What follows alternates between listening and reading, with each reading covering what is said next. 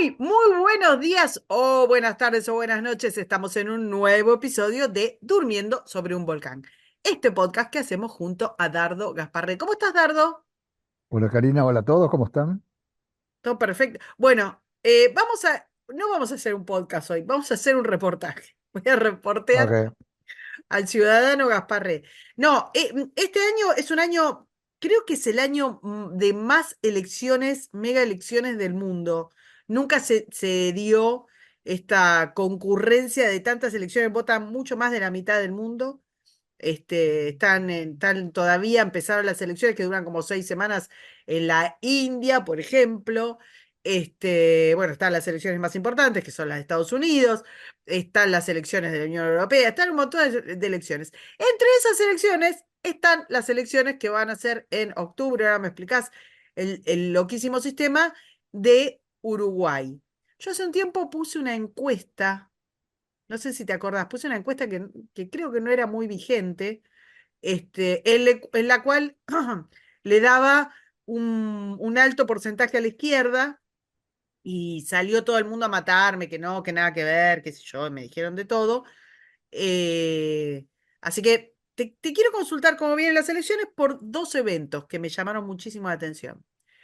El presidente, que es Lacalle Pou, no puede volver a presentarse, entiendo yo. No sé si saltando una elección sí puede, pero en esta no puede. Y tuvo dos momentos que me desagradaron mucho. Uno en una cena acá en Buenos Aires, en una cena de una fundación liberal, en el cual él, que fue invitado, digamos, Vos querés decir la Fundación Libertad, no necesariamente liberal.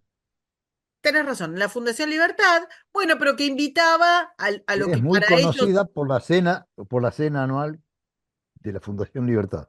Exactamente, que es una especie de gala, del tipo de galas que digamos que este sur se puede permitir. Exacto, sí. Pero bueno, pero ellos invitan a lo que para ellos es liberalismo, que es el liberalismo, digamos, de corte Macri, ponele. No sé, no es una socialdemocracia de mercado, anda a saber cómo la podemos describir. Bueno, la cosa es que la calle Pou en esa cena dijo que él estaba a favor de un Estado fuerte. En ese momento pasó Stalin y le dijo que se calme un poco, que le parecía mucho.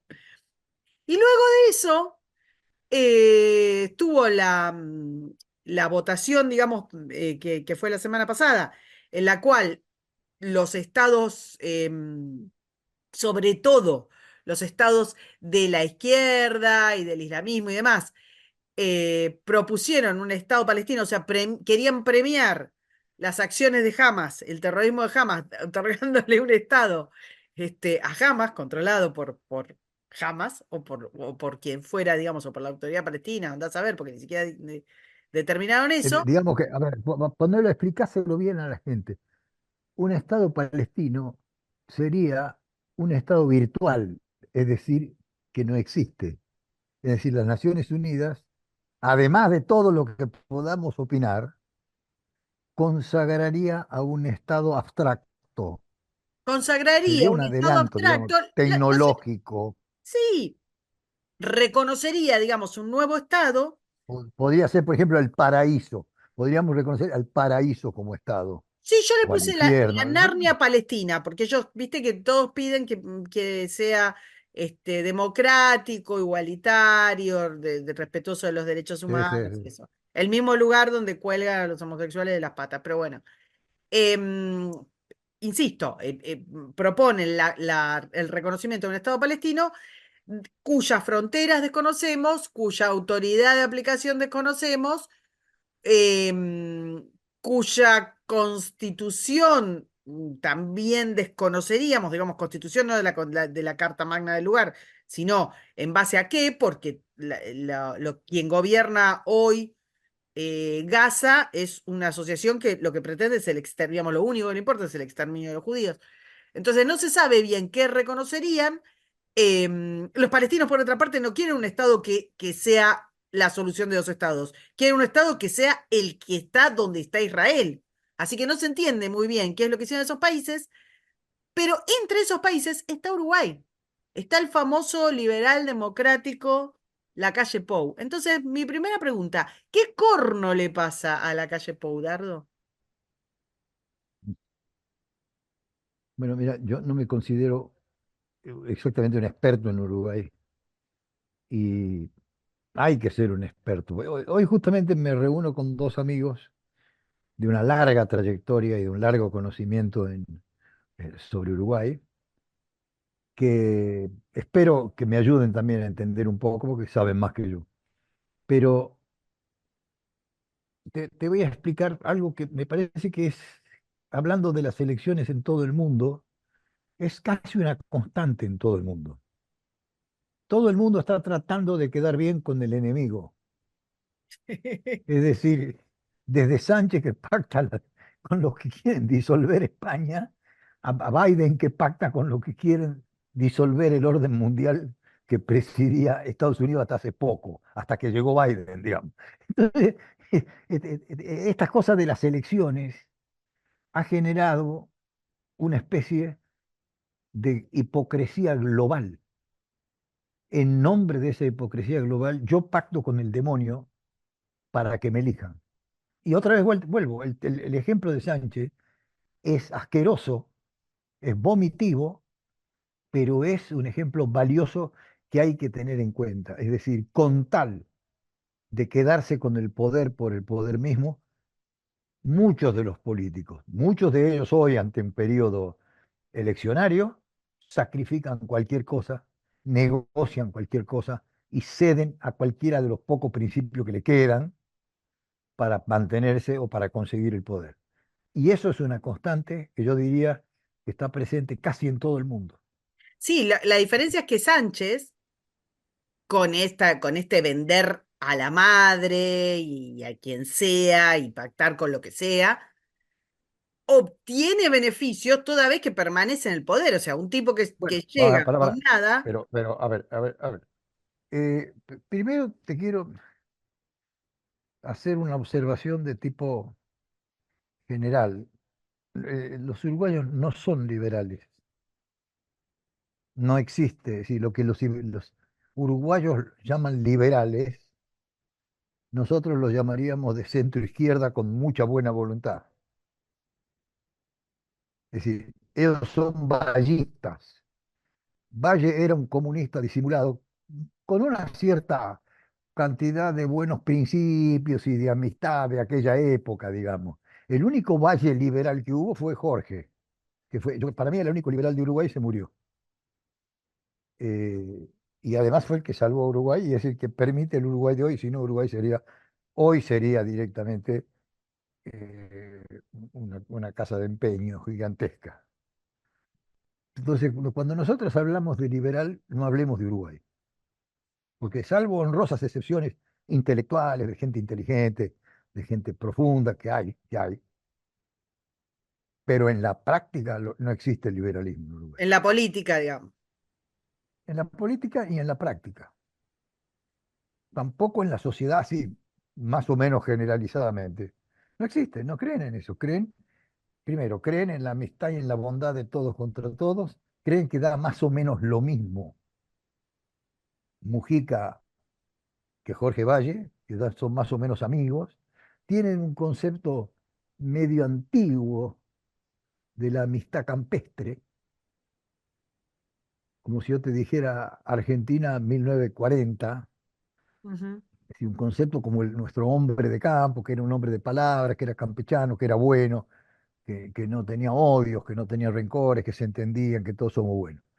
Y no se dan cuenta que todos esos tipos han desaparecido, ¿sí? Toda esa política ha desaparecido. Pero de todas maneras, no son liberales. Viven en el proteccionismo, creen en el proteccionismo, odian la competencia externa, odian la competencia interna, creen en el Estado, están apegados al Estado y la única diferencia son algunos detalles, pero en la práctica no mucho más que eso. En ese, en ese paquete, tal vez el más parecido a un liberal era la calle, en algún momento. Ahora, la calle ha sufrido diversas críticas. Una de las críticas es que su coalición no ha hecho grandes cambios, más allá de que acá se perciban como grandes cambios. No ha hecho grandes cambios. El único cambio que hizo en serio fue el de la LUC, que es una ley de urgente consideración, que la verdad que acá en Uruguay fue muy recibida con mucha bambolla, pero en algún punto se parece a la ley de bases. Es decir, no corrige demasiado casi nada. Es decir, no ha solucionado casi nada, no ha cambiado nada, no ha logrado cosas tan importantes como la esencialidad. La realidad es que no ha cambiado demasiadas cosas. Aún así, te recuerdo este hecho. Las elecciones presidenciales, donde fue elegido la calle Pou, se ganaron con 30.000 votos de diferencia. Finito. 30.000. Bueno, Para que igual, tengamos una idea. ¿cuántos son los uruguayos? ¿Cuántos son? ¿4 millones? Y 3,5 millones, de los cuales votan 2,800,000, ponele. Entonces, 30.000.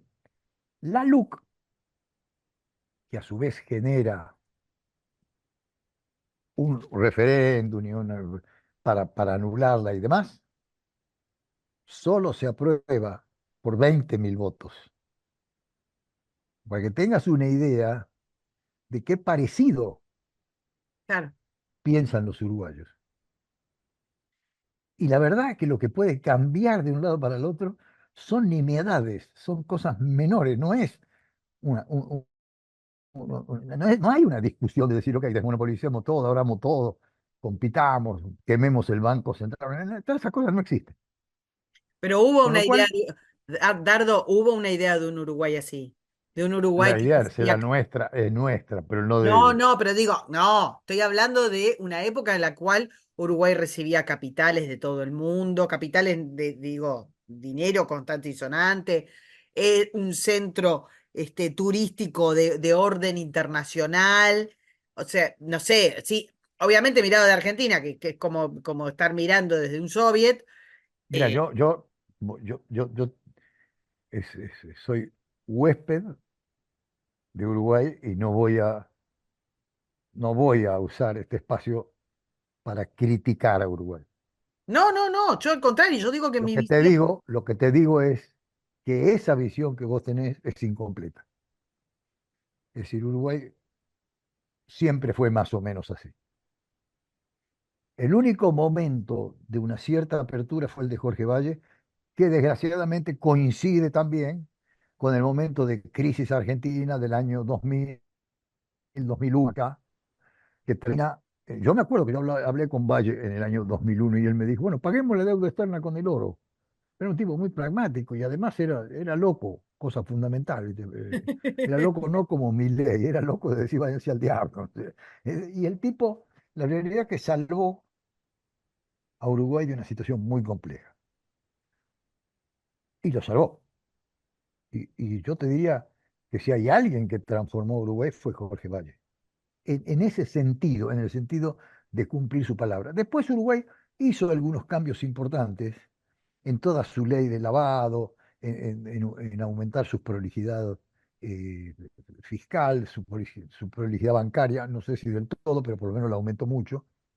Pero el concepto central no cambió. Es decir, Uruguay sigue siendo un país que cree en el Estado, que cree que su solución es el Estado. En este momento hay una discusión, yo acabo de terminar mi nota de mañana, hay una discusión porque cerró una cervecería que está en un pueblo que se llama Minas, que fabrica la clásica, fabrica, mejor dicho, que envasa una parte de la tradicional patricia uruguaya, que totalmente acorralada por la presión sindical, que le hizo pagar sueldos de locos y que le hizo, inclusive llegó a obligarla a trabajar un día menos por semana y todas esas conquistas sociales, acaba de decir que va a cerrar. Ahora, ¿qué dicen todas las empresas, las organizaciones empresarias? Le piden al Estado que se meta a resolver el problema. Bueno, de hecho, como se publicó, o sea, lo que salió, porque cuando ves, y esto para decirse a la gente, cuando ves que una noticia se titula en todos los lugares más o menos así, es que copian el teletipo de las agencias. Por supuesto, Lo que salió, Infobae hace su tarea de copiar lo que dice claro, copian acá. tal cual, y lo Exacto. hacen prácticamente todo, pero Infobae particularmente. Sí. Este, bueno, lo que Entonces, salió es que yo simplemente leo, mi nota consiste en repetir los comunicados. no, El pero quería comunicado, decir que lo que salió respecto de esa cervecería era que estaba acosada por la competencia, claro, claro, la competencia argentina, la terrible competencia argentina. Ahora, al mismo tiempo, que si compite con la Asociación Argentina. de Fábricas reclama en favor de la competitividad. Ajá.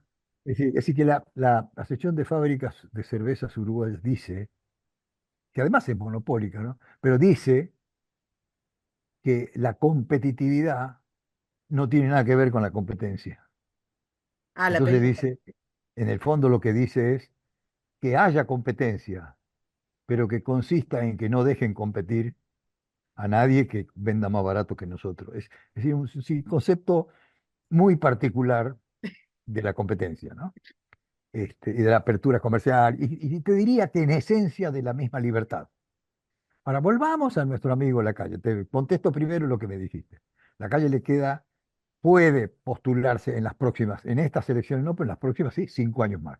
Y además, él tiene un partido, de modo que tiene un interés en, en, en que haya una continuidad. Sí, claro. La coalición, te recuerdo que el presidente no se elige por ley de lemas. La coalición es un mecanismo bastante útil, diseñado por todos los que no son del Frente Amplio, que es comunista, hoy por hoy es comunista totalmente, no, sin ninguna alternativa, digamos. Es fruto del Partido Comunista y del sindicalismo comunista, totalmente poseído por el comunismo. De modo tal que cualquiera, ¿qué pasa hoy? La calle no ha hecho unas grandes reformas de ningún tipo. Te insisto, la LUC zafó bien de la pandemia, obviamente mejor que Fernández, porque mejor que Fernández Mejor que Fernández es cualquier zafaba cosa. yo, Haití claro, es claro, mejor que Fernández. claro. Entonces, pero zafó mejor, zafó bastante razonablemente. Y sobre todo, Tuvo unos momentos, perdóname, y ahora que nombraste a Fernández en relación con la calle Pou, tuvo unos momentos de lucidez y de brillo, sí, sí, brillo, sí, bueno, también tiene una cuando ministra, él enfrentaba a Fernández. sí, bueno, él no solamente enfrentó a Fernández, sino que tiene una ministra de Economía que es ácida, áspera, pero sensata, que no comparto yo algunas de sus ideas, varias, pero es sensata y- y ácida. Y un día le dijo al Frente Amplio, cuando querían cerrar todo y no sé qué, le dice, no, no, a ustedes no le interesa la pandemia, ustedes quieren que yo gaste más. Bueno, Y a mí me pareció una tenía extraordinaria, razón. a mí me pareció una extraordinaria definición.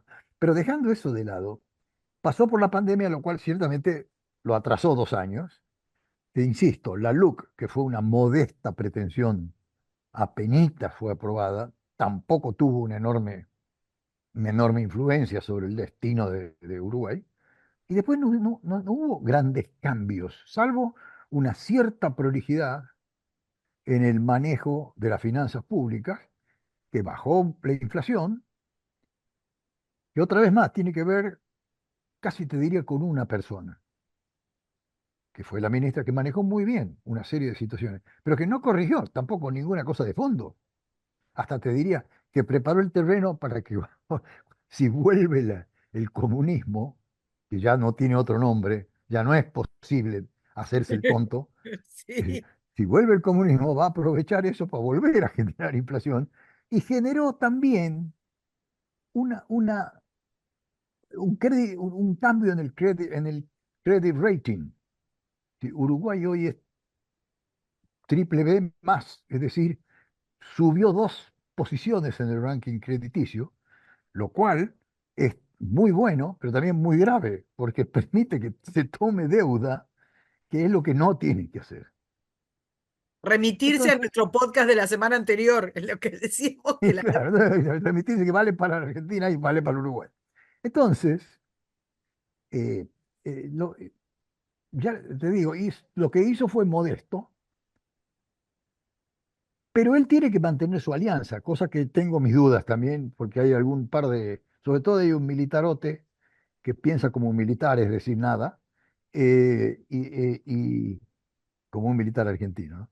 Eh, entonces, tiene un problema ahí político, porque hasta te diría que por ser un líder más o menos destacado en comparación, cumplió una función de algún modo, emascular la coalición. Es decir, después de él no hay nadie. Y un poco siente la responsabilidad de decir, o por lo menos se la están haciendo sentir, no has hecho nada para permitir que la coalición crezca electoralmente. Entonces, la lucha acá, si vos lo querés poner de un modo dramático, es por 30.000 votos. La lucha es por lo que acá se consideran ciudadanos independientes, que son un supuesto personaje que teóricamente oscila entre el comunismo y el liberalismo, que no sé cómo será el animal ese, pero oscila ahí y al que supuestamente hay que conquistar.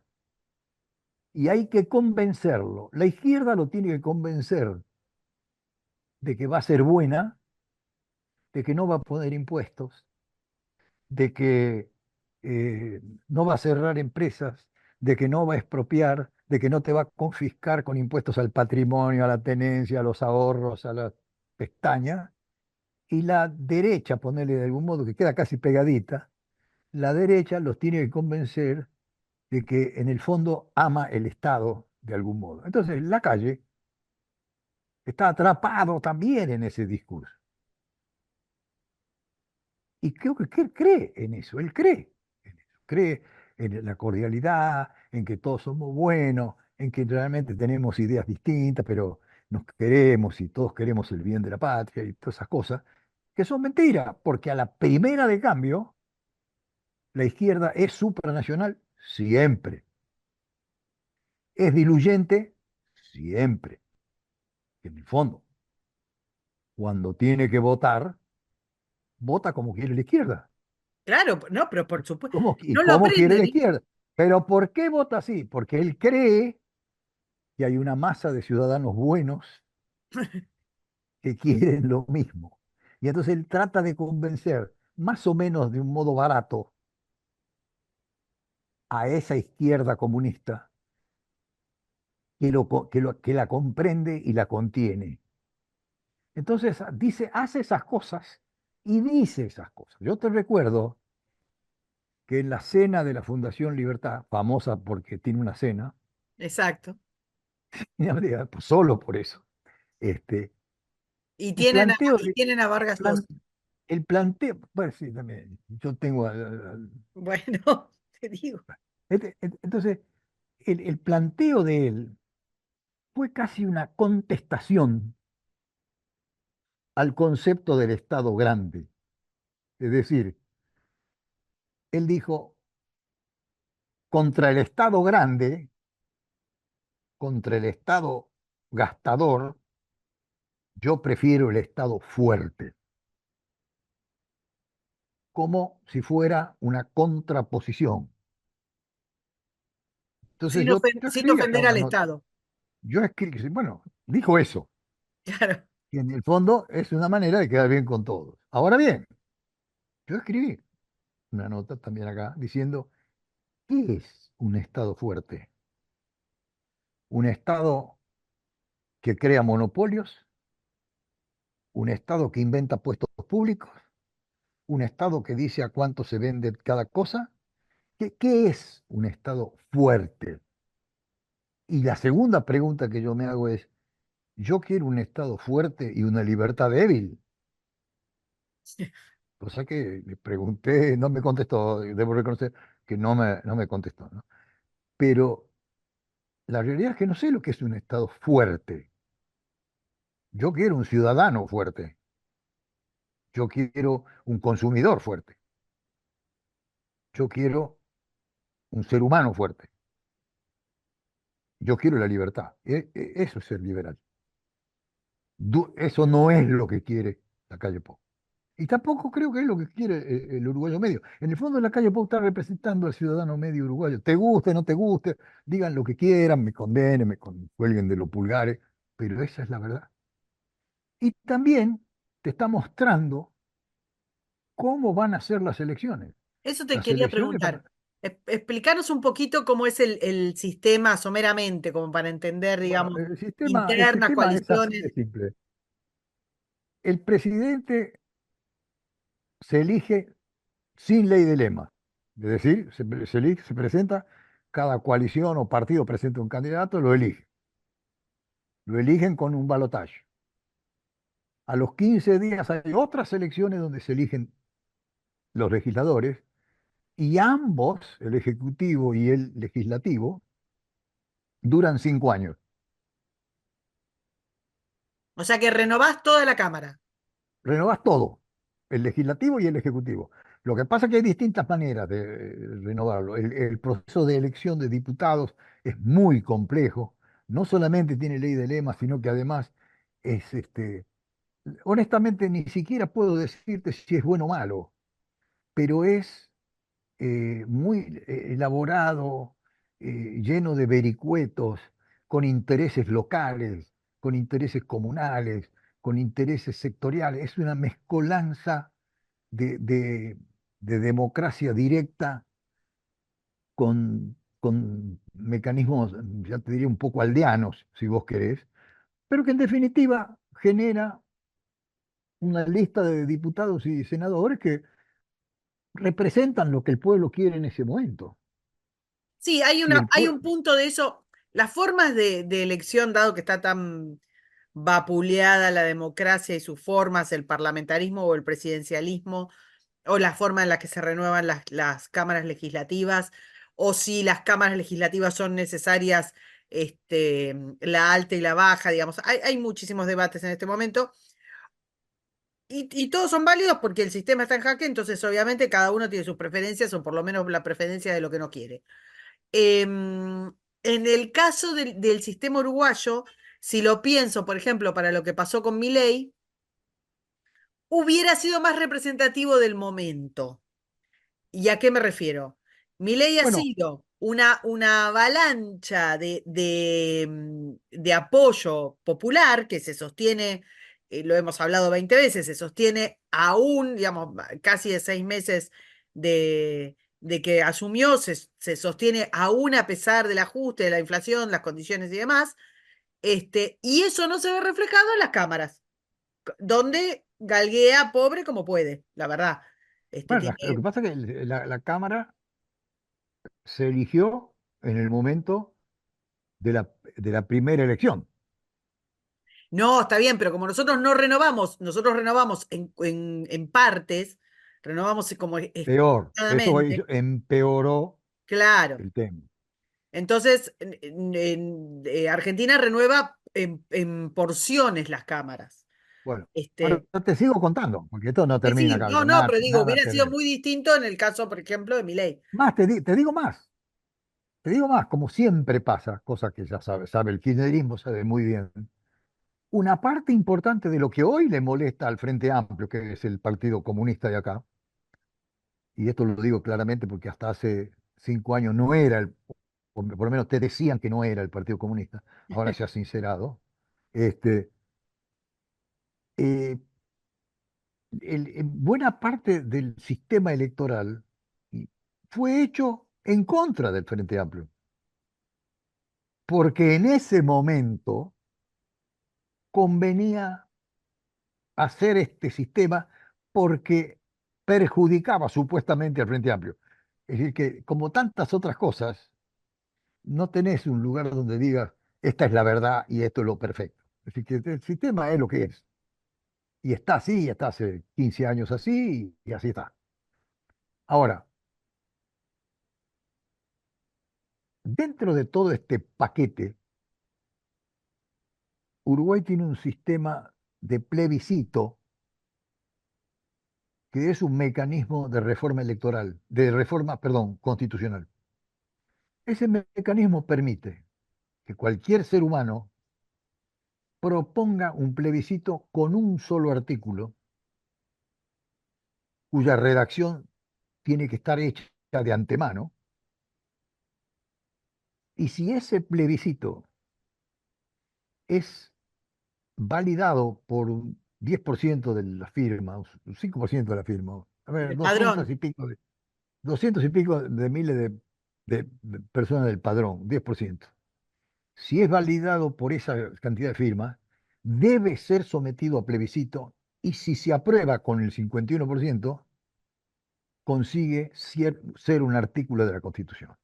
Ahora bien, dentro de las reformas importantes que la calle Pou quiso hacer, figura una reforma previsional, que es una reforma previsional que viene pidiendo el fondo y que viene todo el mundo y que piden todas esas chantadas de las empresas de calificación de crédito, y Uruguay se dejó llevar particularmente por una empresa que le dijo, si no arreglan esto, le bajamos la nota del credit rating. Para Uruguay el credit rating es como la bendición papal, más o menos, qué sé yo.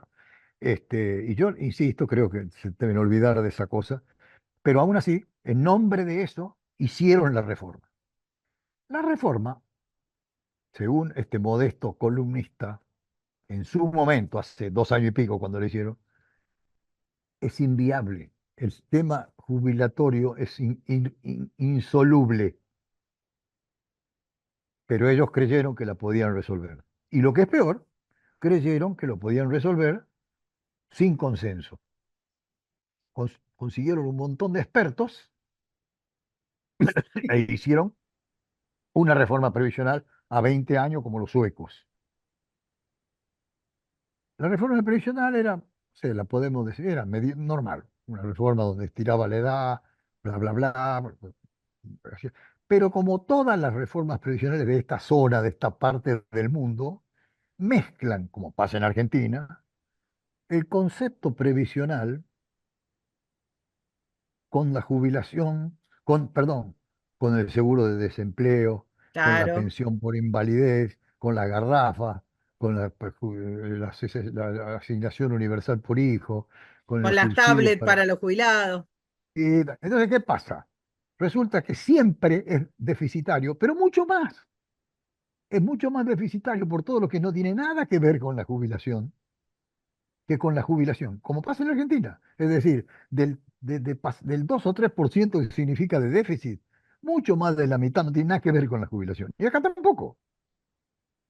Entonces, hicieron lo que se llama mezclar un concepto intergeneracional, es decir, yo aporto por la generación que pasó y alguien va a aportar por mí, por un concepto adicional intrageneracional. Es decir, yo con mi jubilación, Sostén. o con mi aporte, soy solidario con un montón de tipos para cosas que no tienen nada que ver con la jubilación, lo cual hace que sea absolutamente inviable. Pero bueno, hicieron un sistema. Ahora, tan pronto como eso pasó, era evidente, hasta un tonto lo sabía, por eso yo escribí mi nota diciendo, acaban de cometer el error político más grande de la historia de Uruguay, que es darle al Frente Amplio la posibilidad de someter a plebiscito un proyecto constitucional demagógico, populista y ruinoso, que consiste en decirle a la gente que se va a jubilar a los 60 años, que va a ganar más que lo que ganaba antes de jubilarse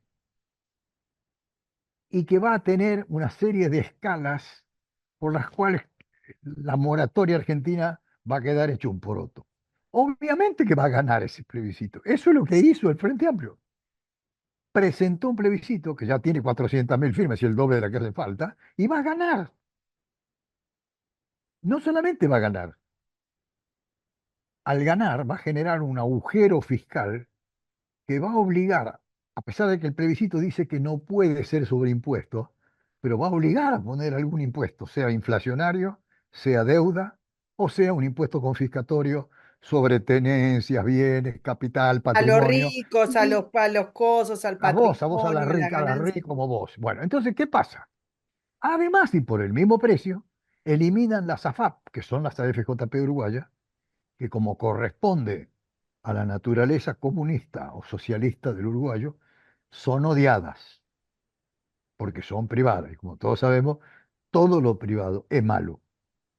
Entonces, Los comunistas tienen un particular odio por los sistemas previsionales privados, por los seguros de retiro privado, vamos a ponerlos así. tienen un particular odio por cualquier cosa que sea Sí, privada. eso es cierto, ya lo sé. Bueno, entonces, ¿qué pasa?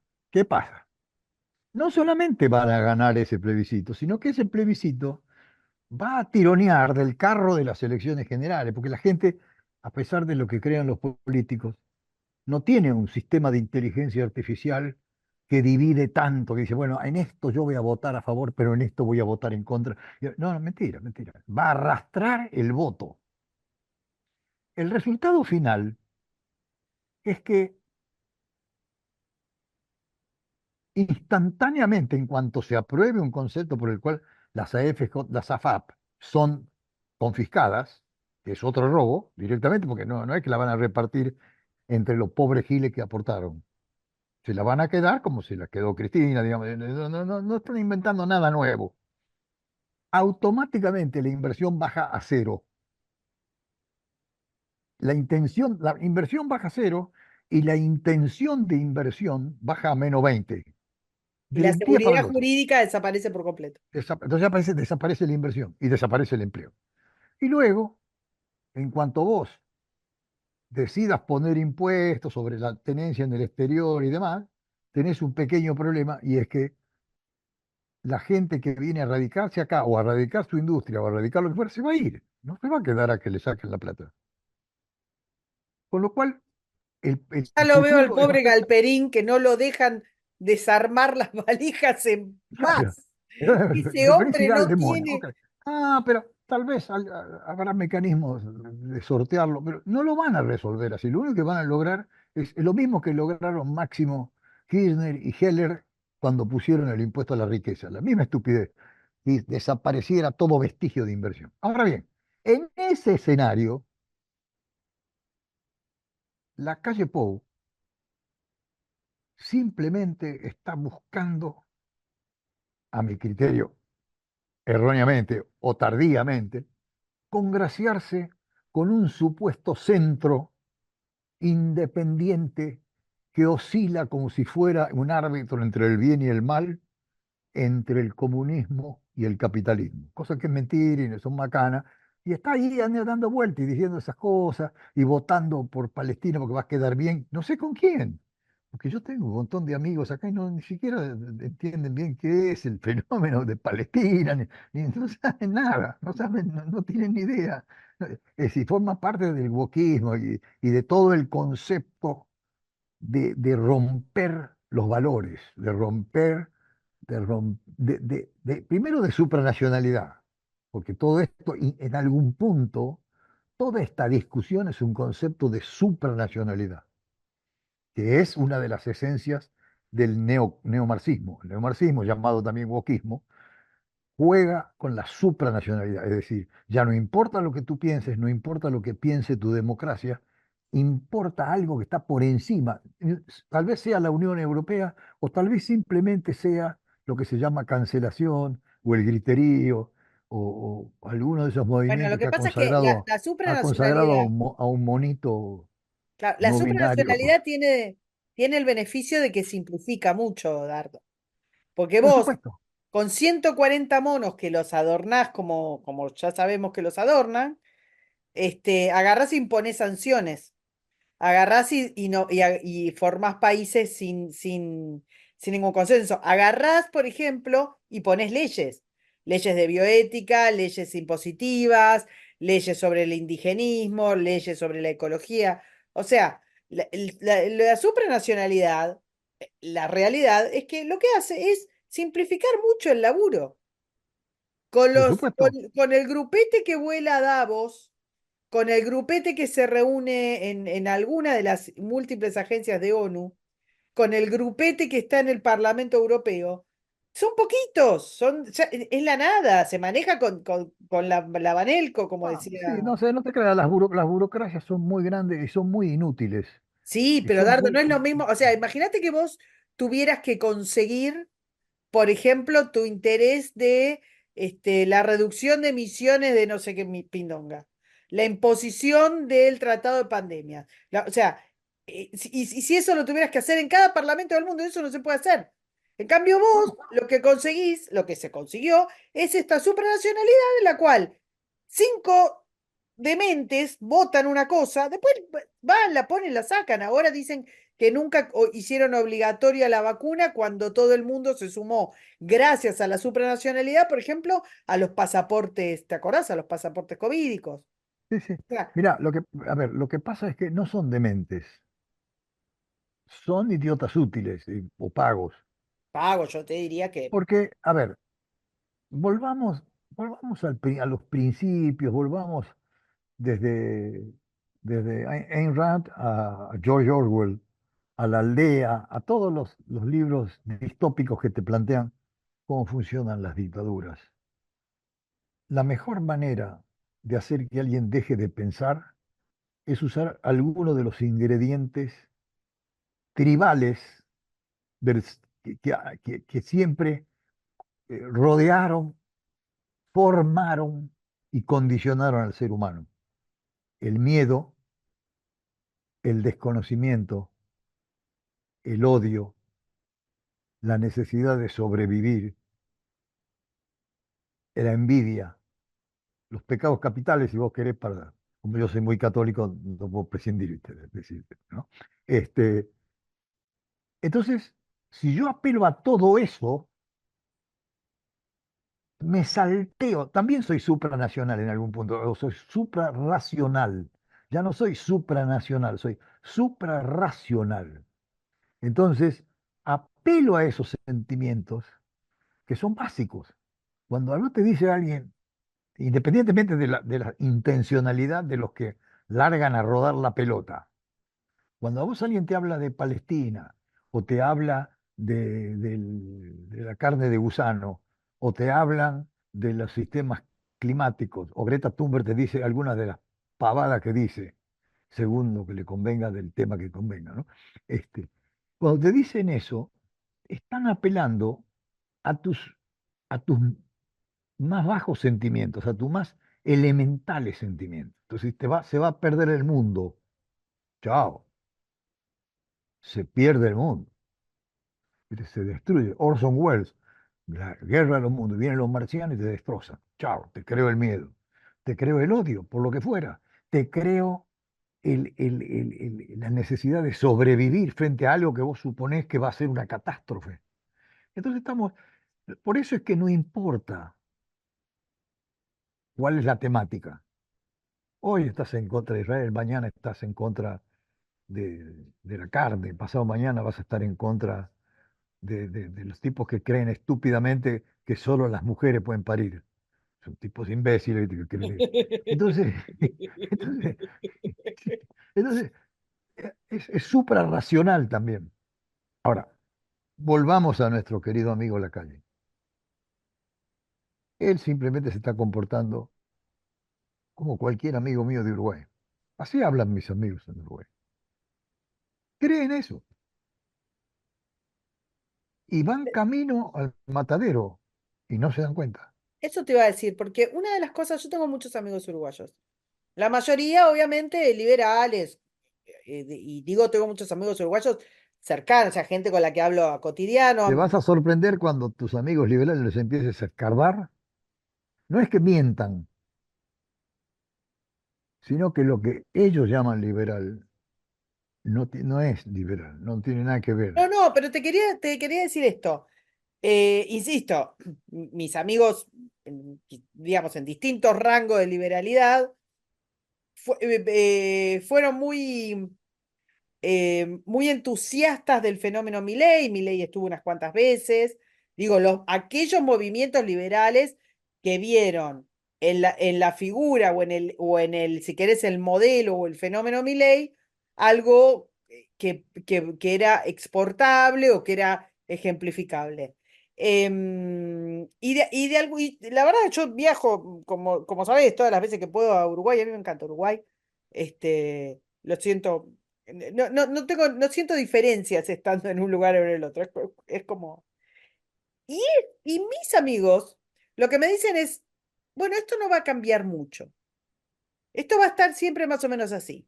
Hay una Eso es lo alternancia. que creen, eso es lo que creen. Es mentira, es Bueno, pero es lo que mentira. te estoy, pero por eso te digo. O sea, el diagnóstico que vos decís, esta No, no alternancia, es que te mienten, no es que te mienten, lo creen. confía en eso. Claro, lo que te dicen es, bueno, acá va a haber una alternancia, dependiendo, se va viendo a ver si se repite o no se repite la coalición, y en qué términos, y qué pase con las internas, bueno, no sé. Se verá eso, y en base a eso todo confluirá hacia una especie de centro que no modificará mucho el statu quo.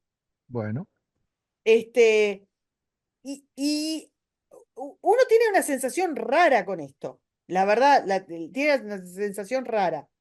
Eh, Porque los índices son los índices, pero bueno, en fin, frente a las elecciones que vienen, yo he escuchado esto, que es coincidente con lo que vos estás diciendo.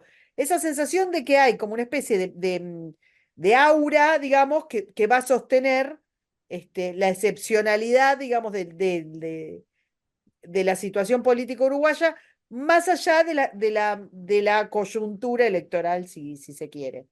Pero con lo que vos estás diciendo, por ejemplo, el camino que vos estás describiendo previsional es el desastre argentino.